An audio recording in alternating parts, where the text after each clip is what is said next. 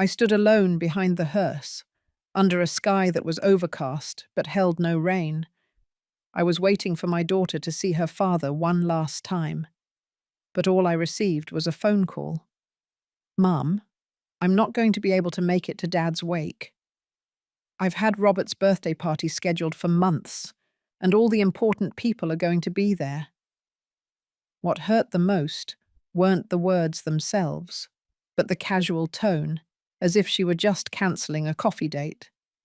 I had just lost my partner of 45 years, and my only daughter was worried about a party. But before we continue, make sure you're subscribed to the channel and write in the comments, where are you watching this video from? We love to know how far our stories are reaching. My name is Claire, I'm 68 years old, and I live in Austin, Texas. I lost my husband, Anthony, 3 days ago, after a 2-year battle with pancreatic cancer. We met when I was 22 years old and built everything together from that day forward: a life, a house, a family, and the building supplies company that supported our dreams. Our daughter, Julie, is 42 and lives in New York City with her husband, Robert, a man who never bothered to hide his lack of interest in our simple family. They met when she went to the city to study marketing, something we paid for with great sacrifice. From then on, she began to drift away. Visits became rare, and the phone calls grew shorter and shorter. When Anthony got sick, I thought she would come back, that the illness would bring her back to us, even if only out of a sense of guilt. How wrong I was. Her visits were limited to 2 in 2 years, each one lasting no more than a weekend. "Mum, you know how hard it is to get out of New York City," she'd say. "The traffic, work, my commitments." It was always the same excuses. Meanwhile, on social media, I saw her at parties, expensive restaurants, and on international trips, always with Robert by her side, always smiling for a camera, but never for us. Anthony died on a Tuesday at 3:42 in the morning. I held his hand until the very end, feeling his fingers grow cold in mine. I called Julie immediately. No one answered. I sent her a text message. "Julie, your father is gone. Please, come home." The reply didn't arrive until the next morning. "I'm so sorry, Mum. We're thinking of you. Thinking. Not coming. Not helping. Just thinking. As if thoughts could carry a casket." When I called again on Wednesday, she finally picked up. That's when she told me about Robert's birthday party, scheduled for Thursday, the same day as her father's wake. "It's a very important party, Mum. All of his contacts are going to be there. We've already paid for everything. There's no way to cancel now." Anthony's wake was simple, just as he always wanted. A few neighbors, friends from the company, 2 distant cousins, and the empty space where our daughter should have been. I had to lie, telling everyone she couldn't make it because she was sick. The shame of admitting the truth was too much to bear. I went back to an empty house. It was exactly as we had left it. Anthony's newspaper was still open on the armchair, his slippers beside the bed, his glass of water on the nightstand. For 45 years, I had woken up with him beside me. That night, the silence was deafening. Then my cell phone rang. It was Julie. I thought that remorse had finally knocked on her door, that she was calling to apologize, to say she would be there the next day. But no. "Mum, I have a problem. The caterer for today's party charged more than we agreed on, and we're a little tight on cash. Could you transfer me about $5,000? I promise I'll pay you back next month." My hand trembled as I held the phone. My husband, her father, had just been buried, and she was asking me for money for the party that was more important than saying a final goodbye to her own father. "Julie," I replied, with a calmness I didn't know I possessed, "your father died yesterday." There was a brief silence. "I know, Mum. It's sad. But life goes on, right? And this party is very important for Robert's career." It was in that moment that something inside of me broke, something that could never be repaired. I hung up the phone without another word. I sat down in Anthony's armchair and cried until I had no tears left. The next morning, as the sun peeked timidly through the blinds, I made a decision. I opened the small home office where Anthony kept all the important documents. I started to go through everything: deeds, insurance policies, bank statements, the will. For 45 years, we had worked hard to build our assets. The company that started small was now worth millions. The house we lived in was completely paid off. 2 summer homes on the coast. Financial investments. All of it would have gone to Julie someday, our only legacy. But in that moment, with the pain still fresh, and the betrayal even more so, I realized that legacy could not fall into the hands of someone who didn't even respect the death of her own father. I picked up the phone and called Mr. Matthews, Anthony's lifelong attorney and friend. "I need to see you today. It's urgent," I told him, the decision already firm in my heart.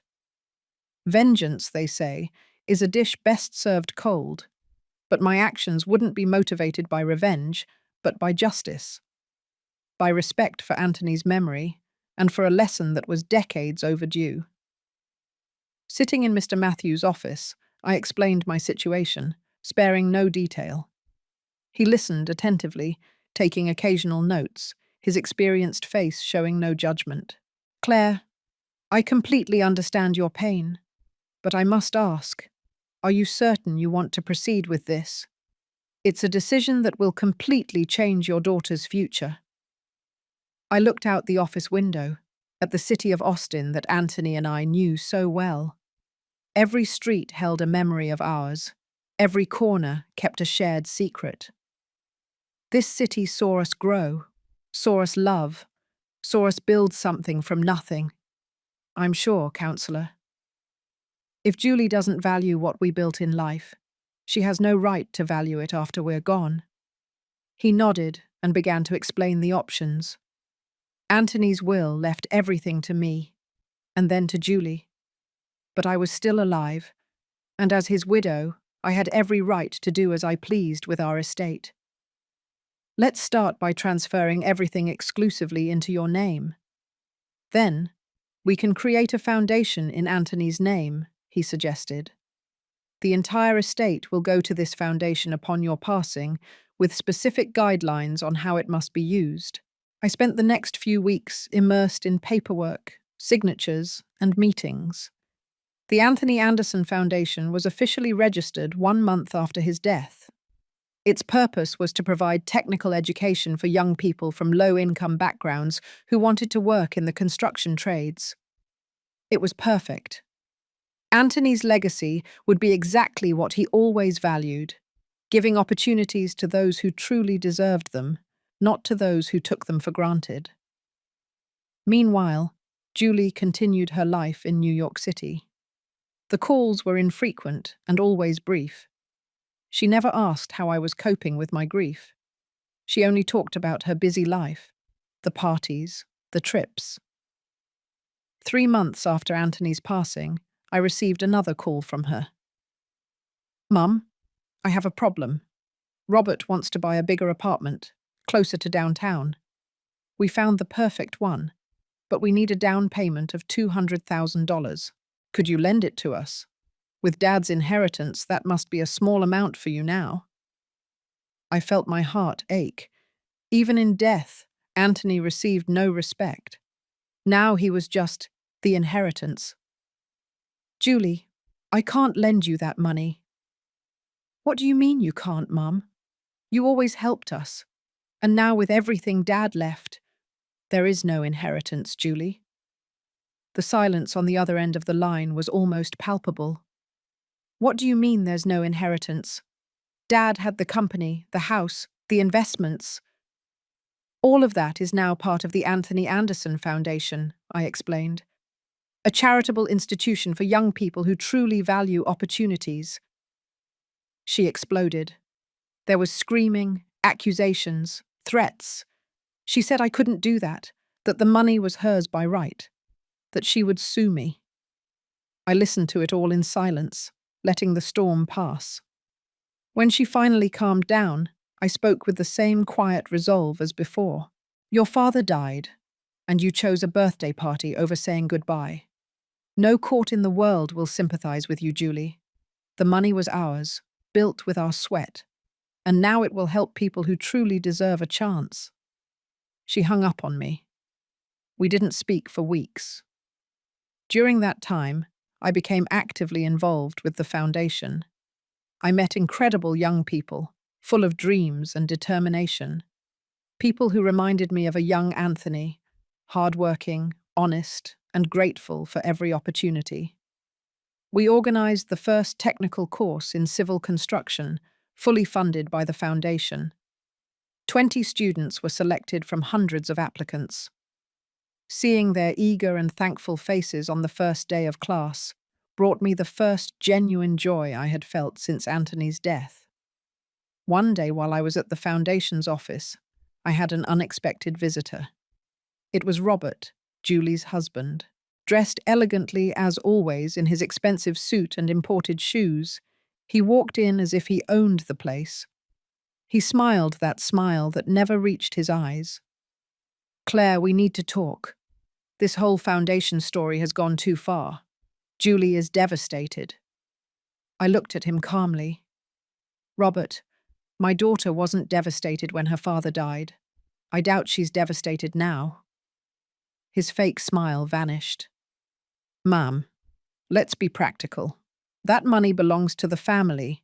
Julie is the only child, the sole heir.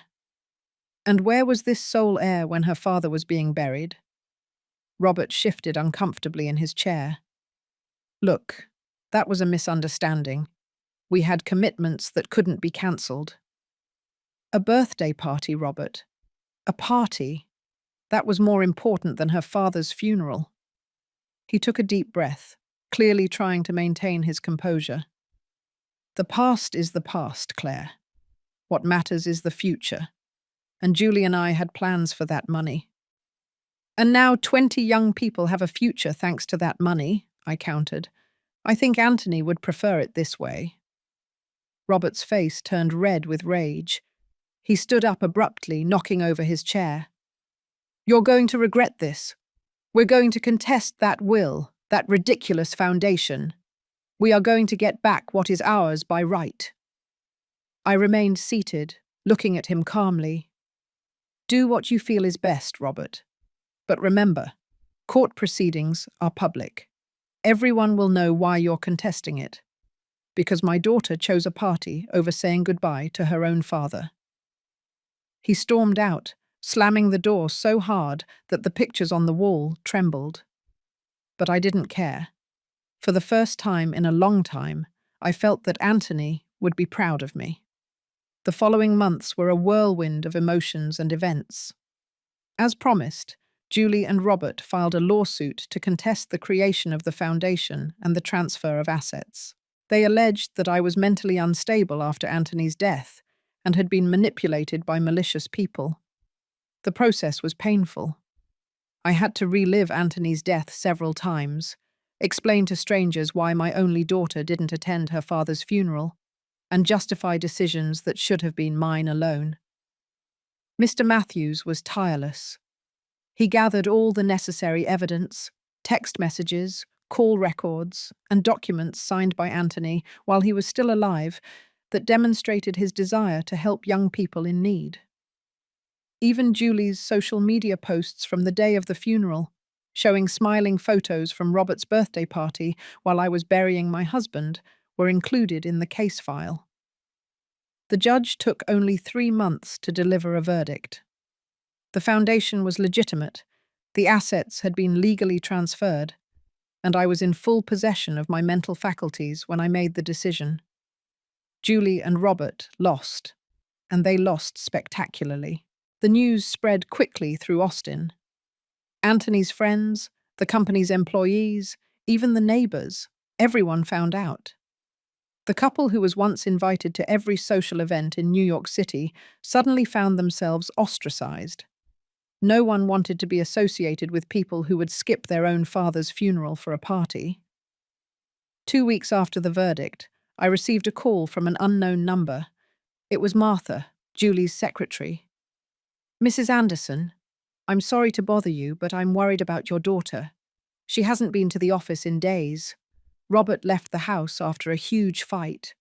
I thought you should know." I thanked her for the information, but did nothing about it. A part of me was still too hurt to reach out. But another part, the part that would always be a mother, couldn't help but worry. 3 days later, my doorbell rang late at night. I opened the door to find Julie standing on the threshold, a small suitcase by her side. Her face was swollen from crying. Her dark circles were deep, and her hair was a mess, so different from the polished image she always worked so hard to maintain. I said nothing. I just opened my arms, and she collapsed into them, sobbing. I let her in. I made some tea while she settled into her old room. We sat in the living room in silence for a long time. The ticking of the old grandfather clock, a wedding gift from Anthony, was the only sound between us. "Robert left me," she finally said, her voice hoarse. "He said he didn't marry me to end up without an inheritance, that I wasn't worth the trouble without Dad's money." I didn't respond.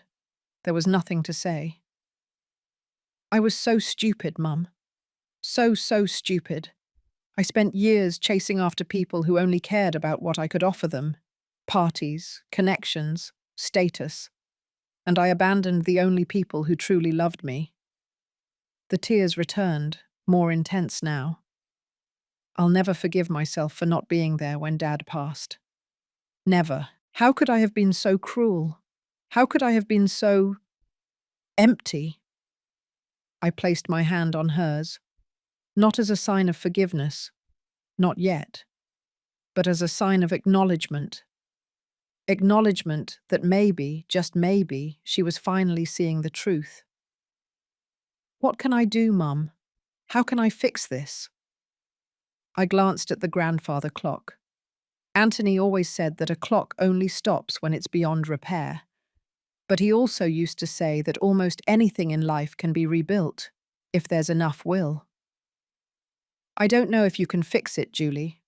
Some things, once broken, are never the same again. But maybe we can build something new from the pieces." The next morning, I took Julie to see the foundation. I showed her the young people studying, learning trades that would change their lives. I told her about every decision, every plan, every dream I had for Anthony's legacy. She listened in silence, her eyes scanning every corner of the place, seeing her father's name on the walls, on the uniforms, in the futures of those young people. "Can I help?" she asked finally. "Not for the money. I don't want any of that back.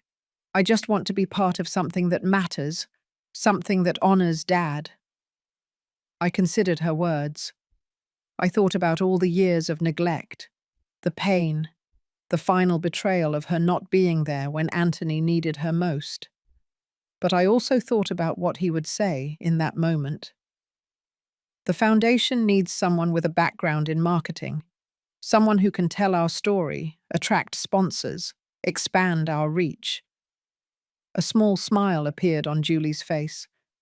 Not the fake smile from her social media photos, but something softer, more genuine. It wouldn't be easy. Trust, once broken, takes a long time to rebuild.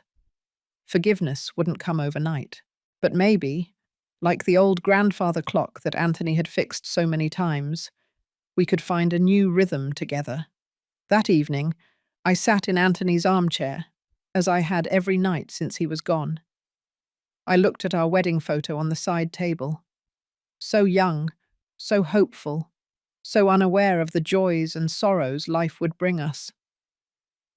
"You were always better at forgiving than I was, Anthony," I whispered to the photo. "But I'm trying." I'm trying to be a little more like you." The grandfather clock continued its steady ticking, marking not just the time that passes, but also the time that heals. Slowly, painfully, but inevitably. 6 months had passed since Julie came home. 6 months of slow, painful reconstruction. It wasn't easy. There were days of heavy silence, nights of crying, and mornings of awkwardness.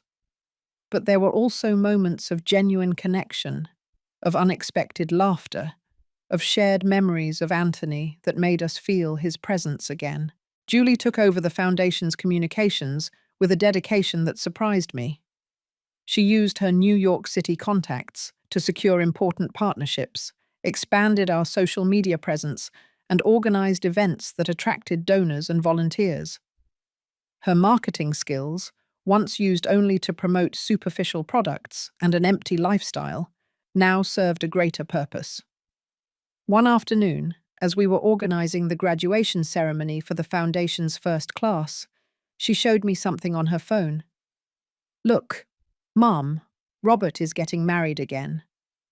On the screen, I saw her ex-husband smiling next to a blonde woman who was showing off an ostentatious diamond ring. The caption said something about finding true love and starting a new life. Julie just shrugged. "I heard her father owns a hotel chain. Looks like he found another inheritance to chase." There was no bitterness in her voice, only a calm observation, as if she were talking about a stranger, someone she never really knew. "Do you miss him?" I asked, curious. She thought for a moment. "Not him. I miss the idea I had of him, of the life I thought we were building. But it was all an illusion, wasn't it? I was so busy trying to impress people who didn't care about me that I didn't even realize I was married to someone who didn't care either." I placed my hand on hers. "Sometimes we need to lose everything to find what truly matters." Julie smiled. "Like Dad always said, the value of things isn't in how long they last, but in the intensity with which they happen." I was stunned. "You remember that?" "I remember a lot more than I ever let on, Mum. I was just too busy pretending to be someone else to admit it." On graduation day, 20 young people received their diplomas in civil construction techniques. Each of them had a story of overcoming adversity. Each of them had a bright future ahead, thanks to Anthony's vision and the legacy we built together. When the last name was called, Julie went up to the stage. It wasn't planned. She hadn't told me she was going to do it. I saw the nervousness on her face as she adjusted the microphone. "Good evening, everyone. My name is Julie Anderson, daughter of Anthony Anderson, for whom this foundation is named." Her voice trembled slightly. "Many of you don't know me, and for good reason. I spent years running away from this place, from this city, from these people, running from what I considered a life that was too simple for my big dreams." She paused, taking a deep breath. "My father died 9 months ago, and I wasn't there to say goodbye." A murmur went through the auditorium. Some of Anthony's closest friends, who were in attendance, looked at me with compassion. I was too busy with a party, with appearances, with people I thought were important. I made the worst mistake a daughter can make, failing to recognize the value of unconditional love until it was too late. Tears began to stream down her face, but she continued. "Seeing all of you here today, I see my father's true legacy, not in material assets that I tried to claim as my own by right, but in the opportunities he always wanted to offer to those who truly deserve and value them." She looked directly at me in the audience. "And I see the legacy of my mother, Claire Anderson, whose strength and wisdom taught me the hardest and most necessary lesson of my life, that respect and love are not rights acquired by blood, but privileges earned through actions." I felt my own eyes well up with tears. To each of you graduating today, I ask only one thing. Never take for granted the people who truly love you. Never assume there will be a tomorrow to say what needs to be said today. And never, ever put material things above the people who would give their lives for you.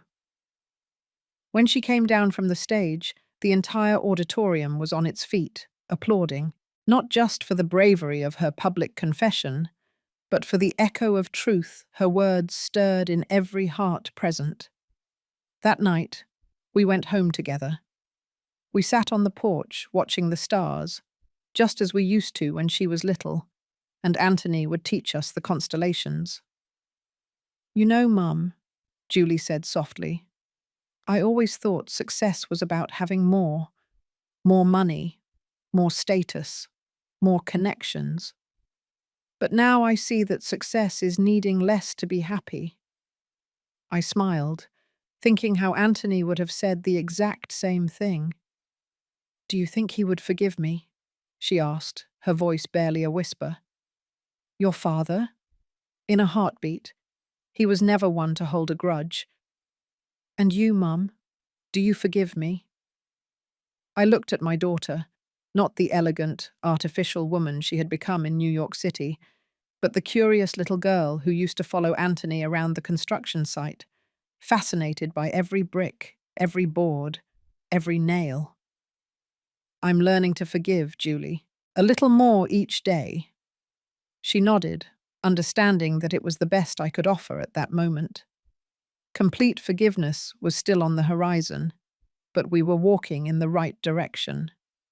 The old grandfather clock chimed midnight, as it had every night since Anthony hung it there decades ago.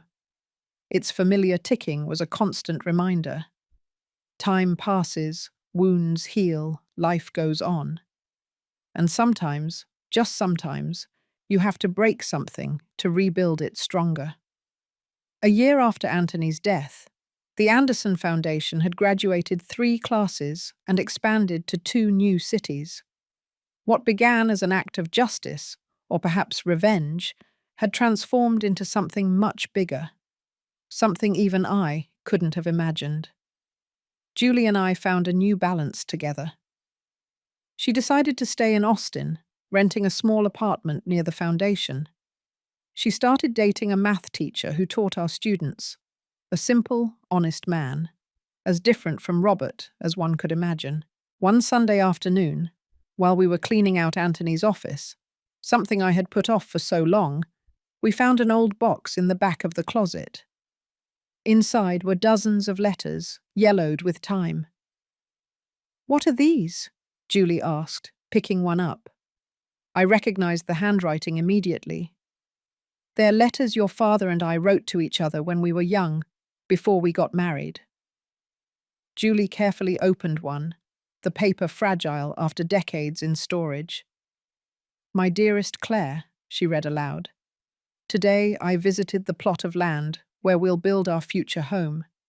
It's still just a piece of dirt, but I closed my eyes and could see it all. The porch where we'll have coffee on Sunday mornings, the room where our children will sleep, the garden you've always dreamed of having.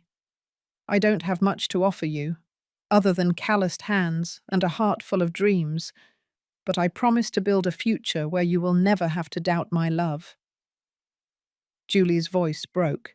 She looked at me, her eyes shining with tears.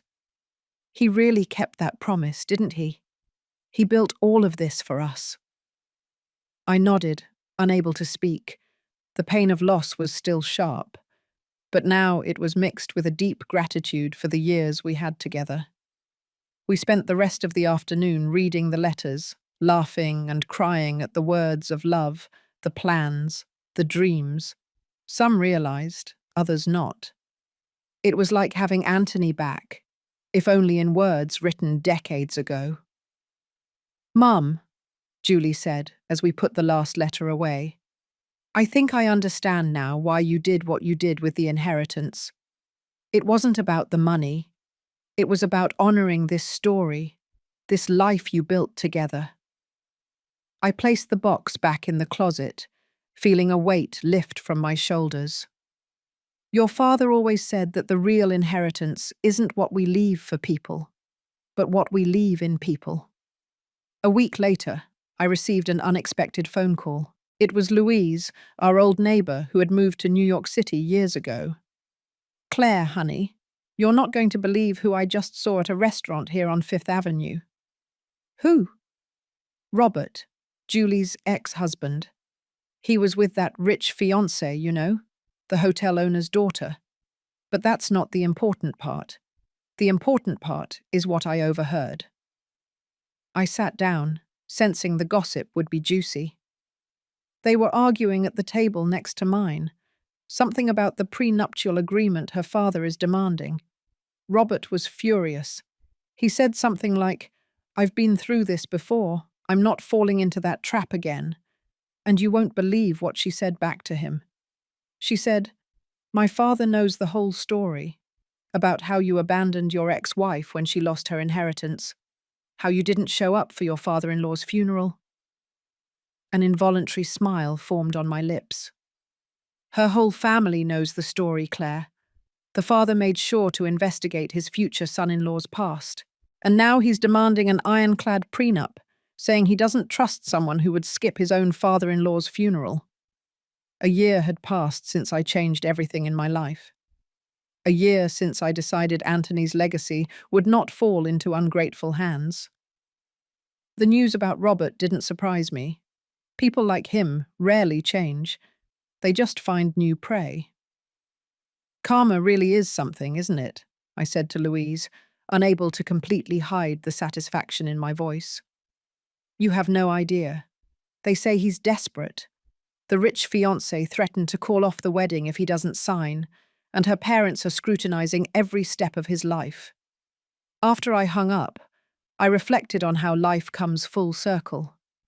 I didn't wish Robert ill. That would be giving him more importance than he deserved. But there was a certain poetic justice in seeing him face the consequences of his own actions. The following week, the foundation had an important visitor. A major developer in the construction industry, an old friend of Anthony's, came to see our work. He was so impressed that he offered to hire every graduate from the next class. "Anthony would be proud, Claire," he said, looking around in admiration. "To turn pain into something so beautiful. Not everyone can do that." Julie was by my side during the visit. I realized how much she had grown in that year, not in age, but in wisdom. The shallow, self-centered woman who abandoned her father on his deathbed seemed to have vanished completely. In her place was someone who arrived early and left late from the foundation, who knew every student by name, who cried at graduations as if they were her own children graduating. Someone who finally understood the real value of things. One Saturday afternoon, as we were having coffee on the porch, a habit we had revived from old times, Julie surprised me with a question. "Mum, do you think I still have the right to visit Dad's grave?" The question caught me off guard. In all this time, we had never talked about it. "Why would you think you don't?" She stirred her coffee, avoiding my gaze. "Because I wasn't there when he passed. Because I chose a party over him. Because I failed as a daughter." I put my cup down and took her hands in mine. They were cold, despite the afternoon heat. "Julie, your father loved you from the first second he knew I was pregnant. He spent sleepless nights with you when you had a fever. He worked overtime to pay for your college. He smiled like a fool at your wedding, even knowing that Robert wasn't the right man for you." I paused, letting the words sink in. "He would forgive you in an instant. In fact, I think he already has." Her eyes filled with tears. "And you, Mum? Do you forgive me?" I looked out at the garden that Anthony and I had planted together. The roses were blooming again, just as they did every year, regardless of the storms they faced. "I'm learning to forgive a little more each day," I answered honestly. "Seeing you honor your father's legacy, seeing the impact we're having on these people's lives, that heals a lot of wounds." The next day, we went to the cemetery together. It was the first time Julie had visited her father's grave. We brought flowers, not expensive roses from a florist, but simple daisies from our garden, Anthony's favorite. Julie knelt before the headstone, tracing the letters of his name with her fingers. She spoke softly, as if having a private conversation.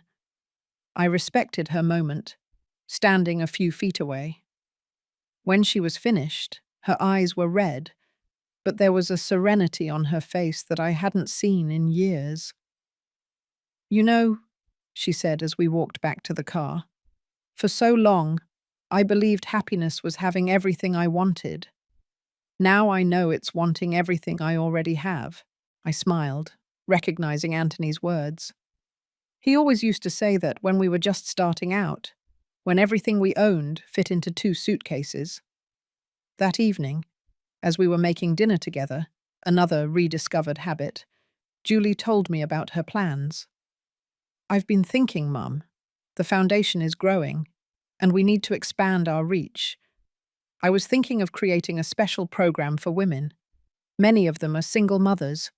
They need flexible hours, daycare for their kids." Her eyes sparkled as she spoke, her hands gesturing excitedly, just like Anthony did when he was excited about a new project. "We could call it the Rena program, in honor of the nickname Dad used to call you." I felt a lump in my throat. Anthony was the only one who ever called me that, a nickname born in our early dating days that remained our little secret of love. "How do you remember that?" Julie smiled, a genuine smile that lit up her eyes. "I remember a lot more than I ever let on, Mum. I remember Dad calling you that when he thought no one was listening. I remember the way your eyes would light up when he came home. I remember the 2 of you dancing in the living room with no music, just because." I hugged my daughter, feeling as if a part of Anthony were there with us, in the kitchen he had built with his own hands. "The Rena program would be perfect," I finally said, wiping away a stray tear. A few days later, I received another unexpected call. It was Mr. Matthews, our attorney. "Claire, I received a peculiar inquiry today. Robert, your daughter's ex-husband, wants to set up a meeting. He said he has a proposal related to the foundation." A shiver of discomfort went down my spine. What kind of proposal? He didn't go into detail, but he seems desperate. He mentioned something about making peace with the past. I considered it for a moment. Robert never did anything without a personal motive. If he was seeking reconciliation, there was certainly something else behind it. "Set up the meeting, Mr. Matthews, but I want Julie to be present." "Are you sure, Claire? It might be unpleasant for her." "I'm sure. No more secrets, no more protections. She needs to see for herself who Robert really is." The meeting was scheduled for the following week at Mr. Matthews' office. Julie was visibly nervous when I told her, but she agreed to participate. "I'm curious to see what he wants," she said, trying to sound casual. "We don't have any outstanding financial ties. Everything was settled in the divorce." We arrived at the office together, promptly at 10 in the morning. Robert was already there, impeccably dressed as always, but there was something different in his eyes. He looked tired, defeated. "Claire, Julie," he greeted with a brief nod. "Thank you for coming." Mr. Matthews motioned to the chairs. We all sat around his polished mahogany table.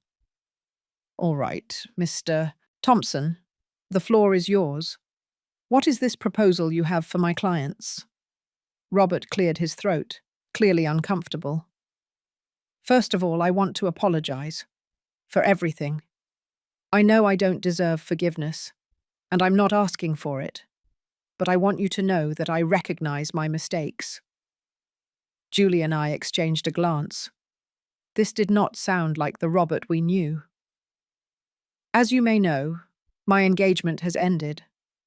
Camille's family discovered certain things about my past, about how I behaved when Anthony passed away." Ah, there it was. the real reason behind the apology. I lost everything: my reputation, my contacts, my guaranteed future.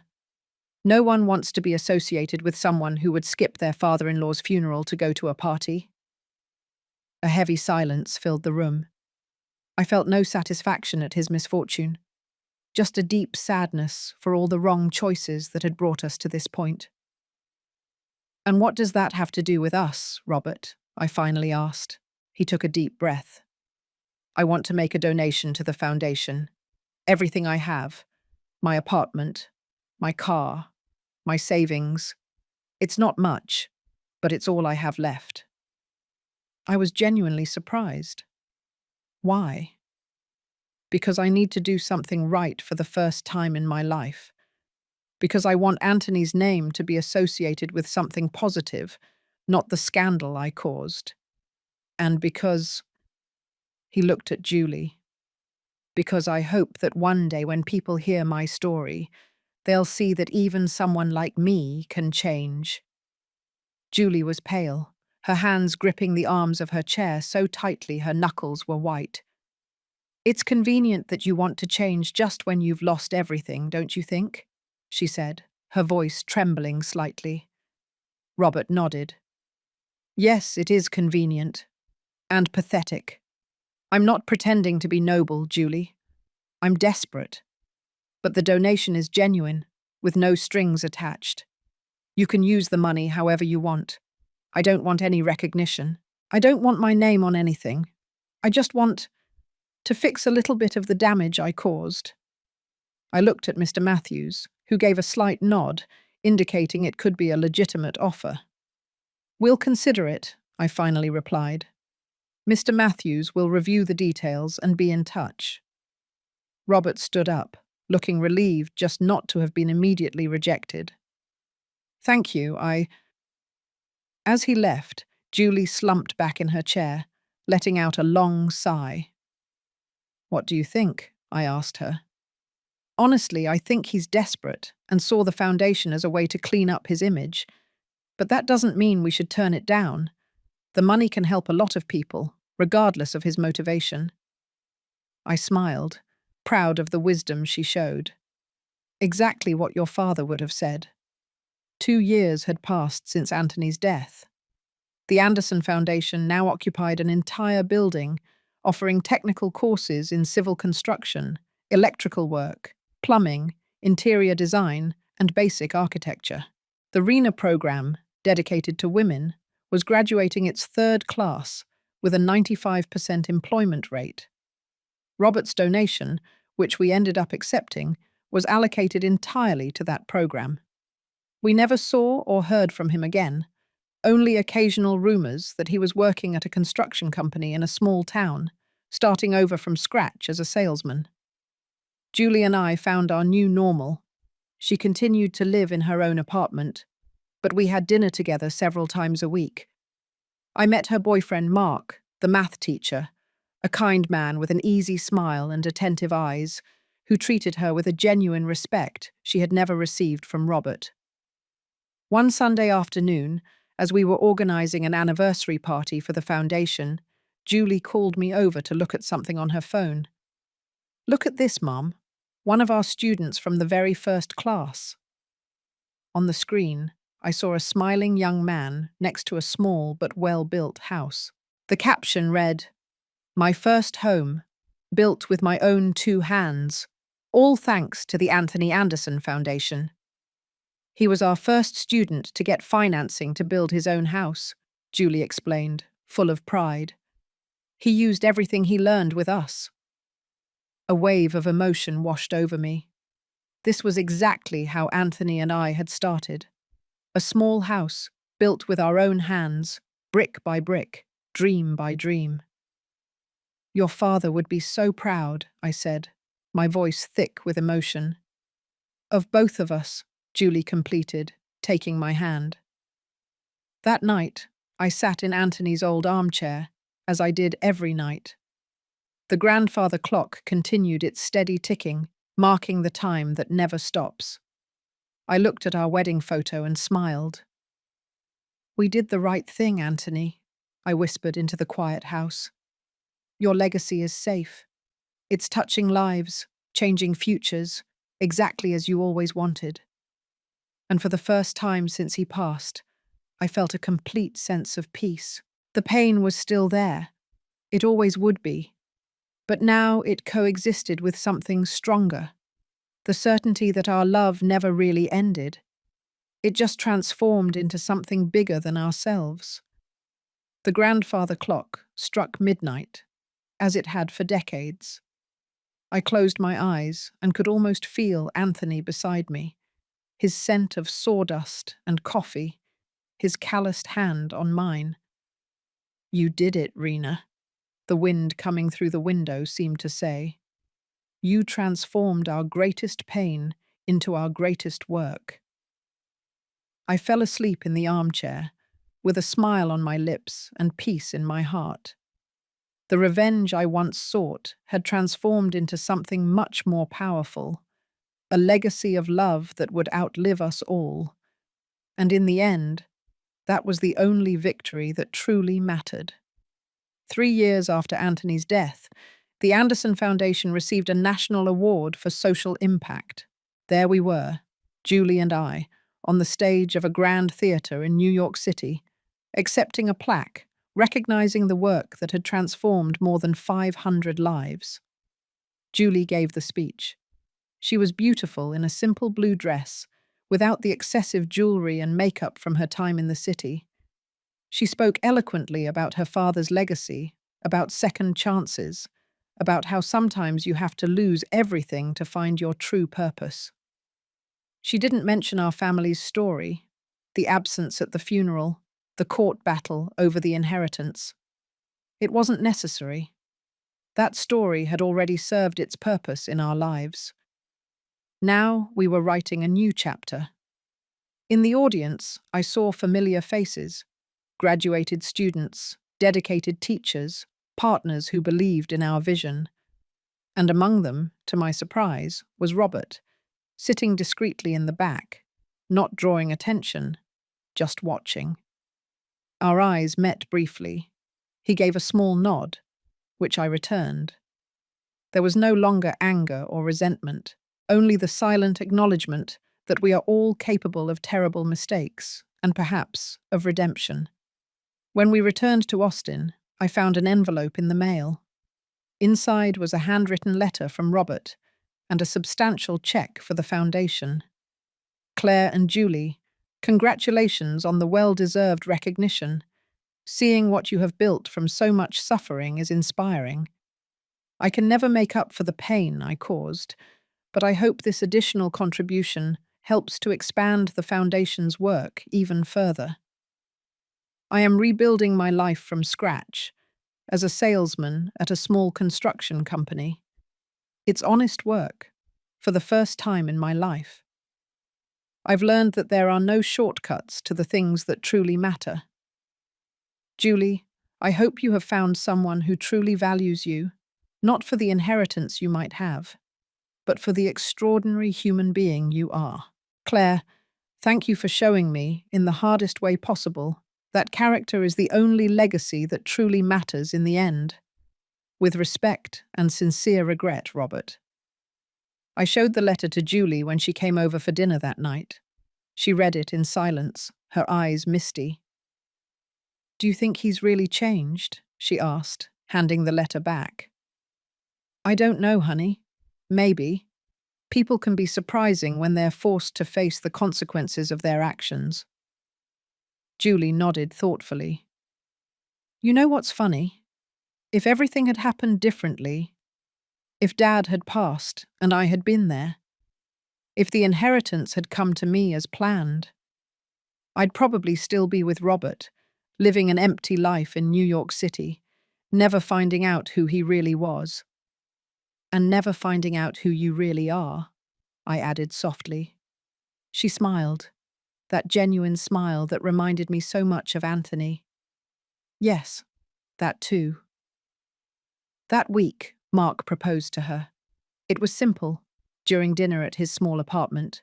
No fanfare, no showing off on social media, just a sincere question, a modest ring, and a promise of true love.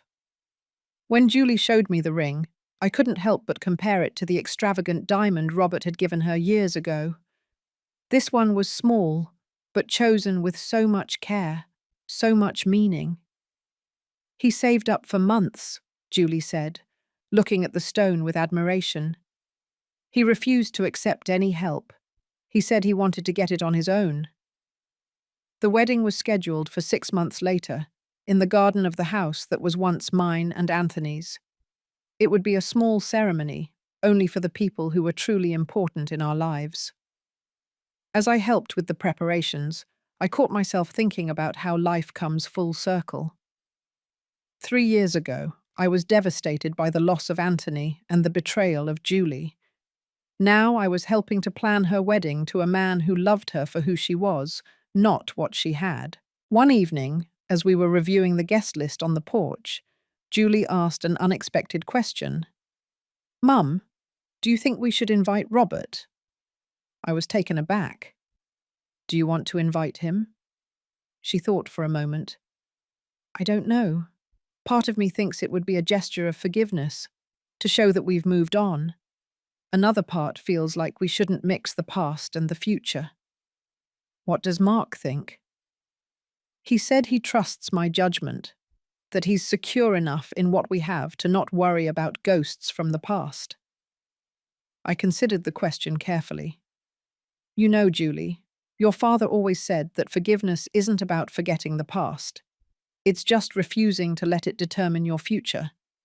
If inviting Robert will bring you peace, then do it. If not, that's okay too." She nodded, grateful for the advice. In the end, she decided to send an invitation. Robert replied politely, declining the invitation but sending his sincere wishes for their happiness. He enclosed another check for the foundation, this time with a note. "For the RENA program, so that other women may find the strength that Claire demonstrated." Julie and Mark's wedding was exactly as it should have been. Sincere, emotional, and surrounded only by people who genuinely cared. When she walked into the garden, wearing a simple dress that had once been mine, tailored with modern touches, I couldn't hold back the tears. "Anthony should be here," I whispered to myself. A gentle breeze rustled the flowers in the garden as if in response, and for a brief moment, I felt as if he were there, by my side, smiling that smile that lit up his eyes. During the reception, one of the graduates from the Foundation's first class, now a successful contractor, approached me. "Mrs. Anderson, I wanted to thank you personally. You and Mr. Anderson changed my life. Today, I have my own crew, I built my own house, and my kids have a future." His eyes were moist, his gratitude palpable. "I'm thinking of starting a similar program in my hometown, a place where kids like me can learn a trade, have a chance. If you could give me some guidance." I looked at him.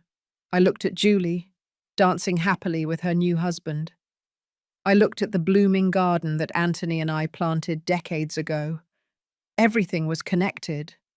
It all made sense now. "It would be my pleasure," I replied, feeling a quiet happiness wash over me. Anthony's legacy wasn't just the foundation, or the houses we built, or even our daughter. It was something more subtle, more profound. It was the way his love and his values lived on, spreading like ripples in a lake, touching lives he never knew. And my legacy? Well, maybe it was the courage to turn pain into purpose, betrayal into wisdom, and revenge into true justice. That night, after all the guests had gone, I sat alone in the garden, looking up at the stars. The old grandfather clock chimed midnight inside, punctual as always. "We did it, Anthony," I whispered to the starry sky. "Our story didn't end the way we imagined, but maybe it ended exactly as it was meant to." A shooting star streaked across the sky, bright and fleeting. I smiled, remembering how Anthony used to say that shooting stars were kisses sent by those who have already passed on. And in that moment, I knew with certainty it had all been worth it. Now, if you liked this story, click subscribe and tell me in the comments which part left you speechless. Oh, and don't forget to become a member to get access to exclusive videos that I don't post here. I'll be waiting for you there.